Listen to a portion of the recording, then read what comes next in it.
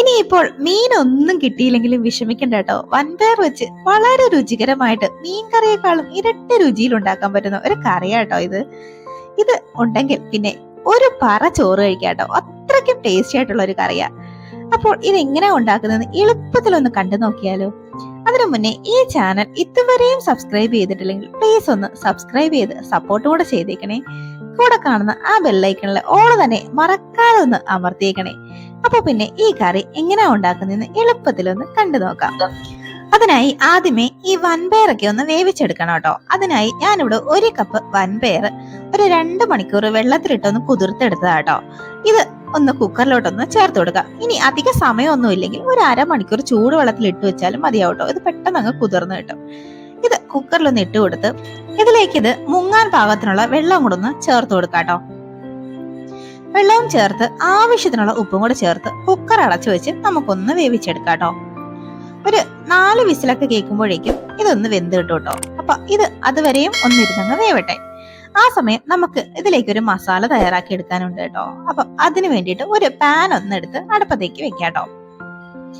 Pan ഒന്ന് ചൂടായി വരുമ്പോഴേക്കും ഇതിലേക്ക് 1 ടേബിൾ സ്പൂൺ വെളിച്ചെണ്ണ ഒന്ന് ചേർത്ത് കൊടുക്കാട്ടോ.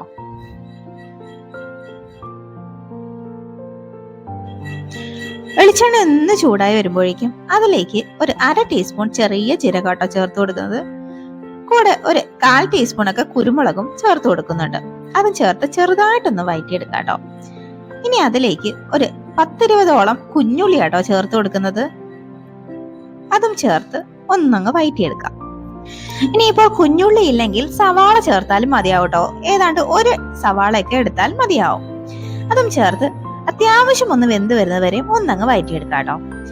ഒരു 1 മിനിറ്റൊക്കെ ഒന്ന് വഴറ്റിയതിനു ശേഷം ഇതിലേക്ക് ഒരു 4 കുഞ്ഞ് വെളുത്തുള്ളി അല്ലിയും ഒരു ചെറിയ പീസ് ഇഞ്ചിയുടെ കഷ്ണം കൂടെ ചേർത്ത് വീണ്ടും അതിന്റെ പച്ചമണം മാറുന്നവരെയും ഒന്നങ്ങ് വഴറ്റി കൊടുക്കാം.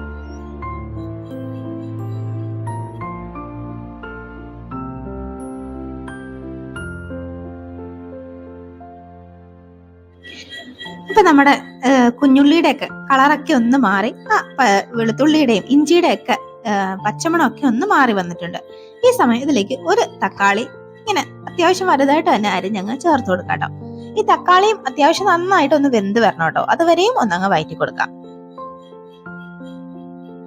ഇപ്പൊ തക്കാളിയൊക്കെ ഒന്ന് നന്നായിട്ടൊന്ന് വെന്ത് വന്നിട്ടുണ്ട്. ഇനി നമുക്ക് ഇതിലേക്ക് കുറച്ച് പൊടികളൊക്കെ ചേർത്ത് കൊടുക്കേണ്ടതായിട്ടുണ്ട് കേട്ടോ.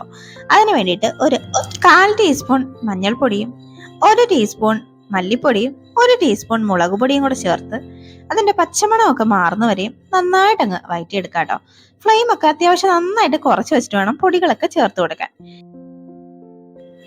ഇപ്പൊ ദാണ്ട പൊടികളുടെ പച്ചമണമൊക്കെ ഒന്ന് മാറി എണ്ണയൊക്കെ ഒന്ന് തെളിഞ്ഞ് വന്നിട്ടുണ്ട്. നമുക്കിനി ഈ ഫ്ലെയിം അങ്ങ് ഓഫ് ആക്കി ഇതൊന്ന് തണുക്കാനായി വെയിറ്റ് ചെയ്യാട്ടോ. ഇപ്പൊ ഇതൊന്ന് തണുത്തിട്ടുണ്ട്. ഇത് ഞാനൊരു മിക്സിയുടെ ജാറിലോട്ട് ഇട്ട് കൊടുത്ത് കുറച്ച് വെള്ളം കൂടെ ചേർത്ത് ഇതൊന്ന് ദാണ്ട ഇതുപോലെ അങ്ങ് അരച്ചെടുത്തങ്ങ് മാറ്റി വെക്കാം. ഇപ്പൊ ദാണ്ട നമ്മുടെ 4 വിസിലൊക്കെ കേട്ട് കുക്കർ ഞാനിവിടെ ഓഫ് ആക്കി വെച്ചിട്ടുണ്ട് കേട്ടോ. സ്റ്റീം ഒന്നും പോയിട്ടില്ല കേട്ടോ. അപ്പം ഇത് അവിടെ ഇരുന്ന് സ്റ്റീം ഒക്കെ ഒന്ന് പോയി വരട്ടെ കേട്ടോ. അപ്പോഴത്തേനും നമുക്ക് കറി ഉണ്ടാക്കാനായി തുടങ്ങാം. അതിനായി ഞാനിവിടെ ഒരു പാൻ ഒന്ന് അടുപ്പത്തേക്ക് വെച്ച് അതിലേക്ക് 1 ടേബിൾ സ്പൂൺ വെളിച്ചെണ്ണ ഒന്ന് ആഡ് ചെയ്ത് കൊടുക്കുന്നുണ്ട് കേട്ടോ. വെളിച്ചെണ്ണ ഒന്ന് ചൂടായി വരുമ്പോഴേക്കും 1 ടീസ്പൂൺ കടുകിട്ട് ഒന്നങ്ങ് പൊട്ടിച്ചെടുക്കാം. കൂടെ ഒരു 1/2 ടീസ്പൂൺ ഉലുവയും കൂടെ ചേർത്ത് കൊടുക്കാം. കൂടെ ഒരു വറ്റൽമുളക് 2ആയിട്ട് കട്ട് ചെയ്ത് അതും കൂടെ ചേർത്ത് കൊടുത്ത് നമ്മുടെ അരച്ചു വെച്ച മിക്സും കൂടെ ചേർത്ത് ഇത് ഒന്നങ്ങ് വഴറ്റിയെടുക്കാട്ടോ. ആ എണ്ണയിൽ കിടന്ന് ഇത് ചെറുതായിട്ടൊന്നങ്ങ് വഴണ്ട് വരട്ടെ. ഓൾറെഡി നമ്മൾ ഇതെല്ലാം വഴറ്റിയെടുത്താണ് അരച്ചത്, എങ്കിലും ഒന്നും കൂടെ ഒന്നങ്ങ് വഴറ്റിയെടുക്കാം.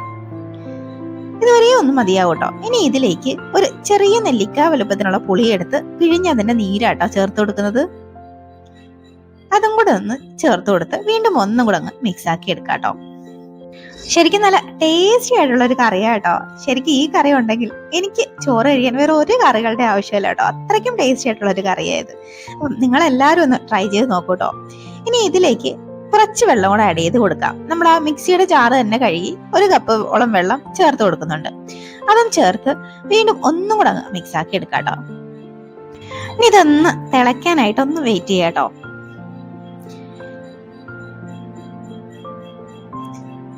ഇപ്പൊ ഇതൊന്ന് തിളച്ച് വന്നിട്ടുണ്ട്. ഈ സമയം ഇതിലേക്ക് ഞാനിവിടെ 1 ഉരുളക്കിഴങ്ങും 1 വഴുതണങ്ങയും കൂടെ ഇതുപോലെ ഒന്ന് അത്യാവശ്യം വലുതായി തന്നെ ഒന്ന് കട്ട് ചെയ്ത് എടുത്തേക്കാട്ടോ.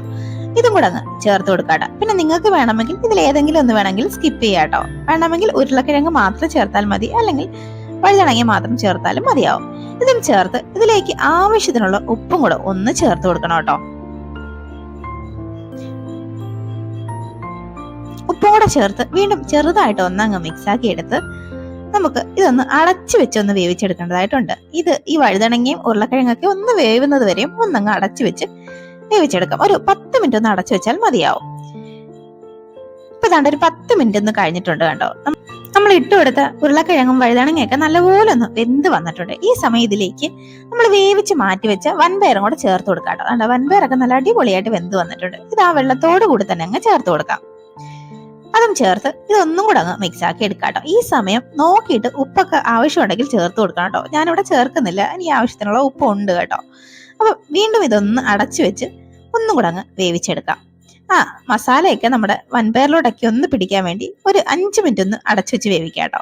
ഇപ്പൊ ഒരു 5 മിനിറ്റ് കഴിഞ്ഞിട്ടുണ്ട്. നമ്മുടെ കറി ഇവിടെ നല്ല സൂപ്പറായിട്ട് സെറ്റായിട്ട് വന്നിട്ടുണ്ട് കേട്ടോ.